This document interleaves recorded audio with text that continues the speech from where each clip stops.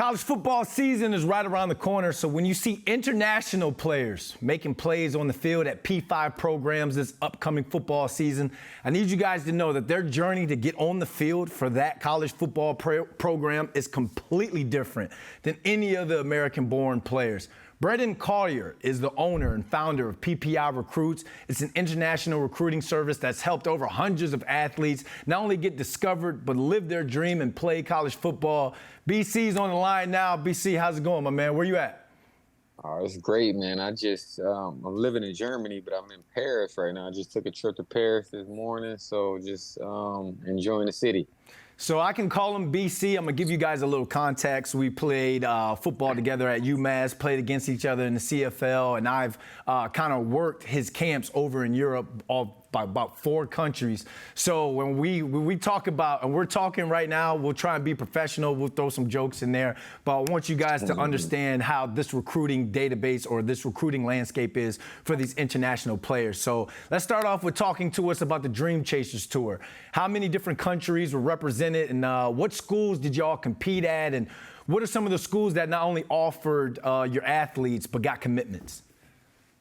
Yeah, so I'll just kind of briefly go back to the history. I mean, the tour started in 2017 was our first tour. So basically we go around country to country, city to city throughout Europe, Africa, and Australia and find the best kids and invite them to what we call the DreamChasers Tour. So 2016, the inaugural year, we had, I believe, 12 kids that came on the tour. Up until this year, we had this year alone, we had 130 kids that came on the tour. So we went to some of the biggest schools that you could think of, from Ohio State to Michigan's to Georgia, Alabama, Clemson, and you name it. So we had started May 27th at UConn and ended June 23rd at Georgia. So we was hitting a camp every day, and from that alone, I believe it was 17 kids that got Division I scholarships. 9 of them committed to schools, and as you guys probably seen yesterday,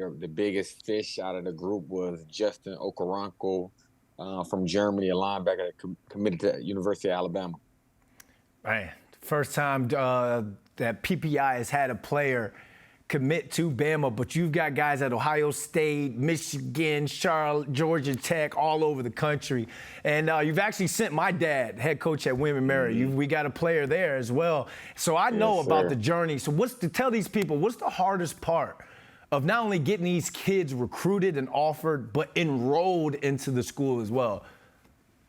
Yeah, I mean, it's pretty, I would say we make it probably look easy, but it's pretty difficult because you're dealing with, let's just say, schools such as Alabama, Georgia. Why would they need to go recruit a kid from Germany or Australia or anything where they got some of the best talent that you can find in America? So these kids got to be really good. So they can't be on the same level as your average American kid. They got to be 2-3 times better for a school like that to offer them a scholarship. And as you say about the academic standpoint, not only do they have to have the grades because they go to a very tough high school, so a good GPA doesn't necessarily translate the same. And also you got TOEFL tests, English speaking tests that they got to get through. I mean, some of these guys are very efficient in English, but some of these tests are very tough. And then when you talk about schools such as your dad coach at William & Mary, where they looking for the SAT, GPA, where a kid that's English as second language could struggle at that. I mean, we haven't had too much struggle in it in terms of getting kids into school, but yeah, it is an obstacle that we had to go through.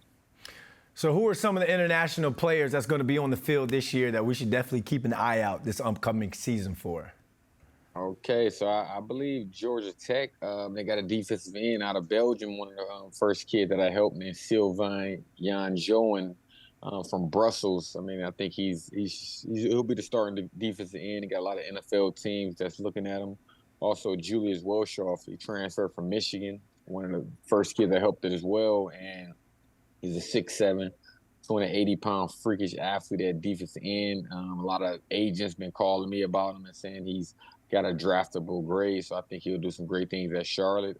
Just got a call from Michigan defensive coordinator recently and said Amir Kumba, a freshman kid from France that's at Michigan right now. Said he looks different than probably anybody on the Michigan team in terms of athleticism and what he can do. So I think them are a few guys, just the name, but we should have roughly around 15 guys that's starting at the Division I level, and we have 3 kids starting on the Temple offensive line again this year. Like same thing happened last year. So I'm trying to think of a couple other guys that Ohio State that could. hero. Okay, Hero Kanu, defensive tackle. He was the spring game player of the game as a true freshman. Just turned 18 years old, so he's very young still, and he's a guy that's in the mix to play a lot at Ohio State. We got Theo Mellon, a tight end from Sweden, and he's at Texas A&M. He's looking to be the starting tight end